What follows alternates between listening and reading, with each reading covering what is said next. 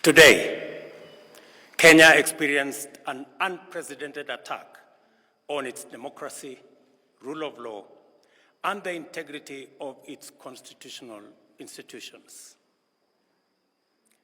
An otherwise legitimate expression of the fundamental rights and freedoms of assembly, demonstration, picketing, and petitioning of public authorities by a section of law-abiding citizens of the Republic of Kenya was infiltrated and hijacked by a group of organized criminals.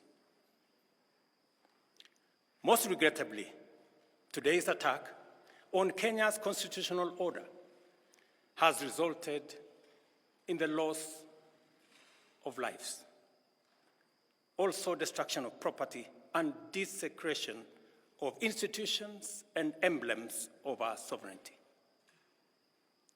Today's events mark a critical turning point on how we respond to grave threats to our national security. I assure the nation that the government has mobilized all resources at the nation's disposal to ensure that a situation of this nature will not recur again at whatever cost. I thank our security officers who were on duty today for applying themselves to the best of their abilities in the defense of Kenya and its people. Accordingly, I have directed all the organs of our national security to deploy measures to thwart any attempt by dangerous criminals to undermine the security and stability of our country. As the people of Kenya go to bed tonight, I give you my assurance that your security, that of your families and property, remains my utmost priority. To the young people of Kenya, who I must thank for helping our country organize our democratic discourse around issues, I thank you and assure you that the conversation you have begun around pertinent issues of our nation will continue to inform our policy and governance decisions. As I promised on Sunday, this conversation will not be in vain. I will not only champion for the cause of issue-based, policy-oriented, and tribeless engagement on critical national issues, but also provide a framework for this conversation to be processed and its outcomes implemented.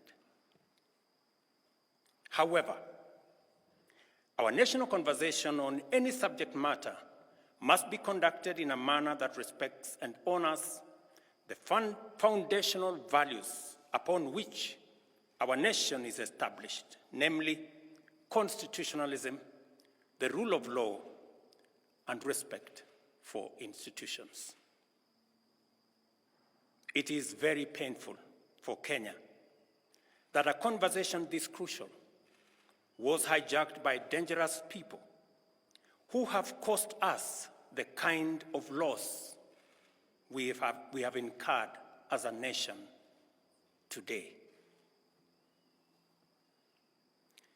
It is possible that the criminals who rained terror on innocent people and attempted to challenge our law enforcement deployments are still determined to continue with their dangerous behavior.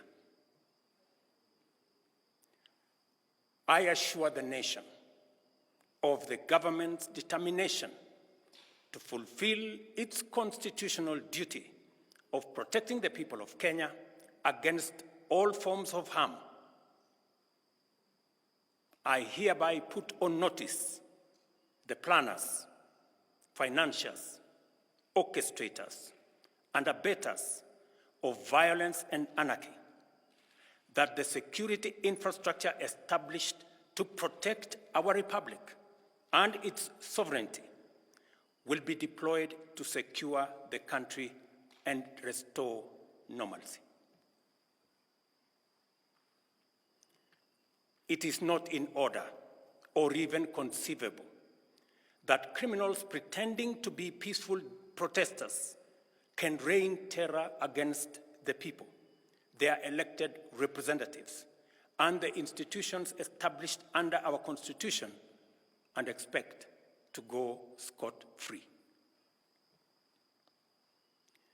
We must isolate crime from democratic expression and separate criminals from people exercising the freedom of expression and divergent opinion.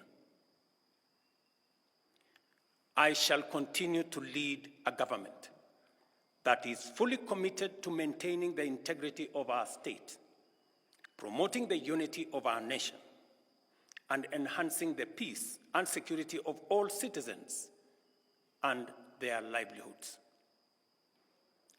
I am bound under sacred constitutional mandate to respect, uphold, and defend the Constitution of Kenya, which declares that all sovereign power belongs to the people, and that this power shall be exercised only in accordance with the Constitution. The government will therefore uphold its constitutional mandate to secure our nation and its development, and shall treat every threat to national security and the integrity of our state as an existential danger to our republic. Accordingly, I assure Kenyans that we shall provide a full, effective, and expeditious response to today's treasonous events. Thank you.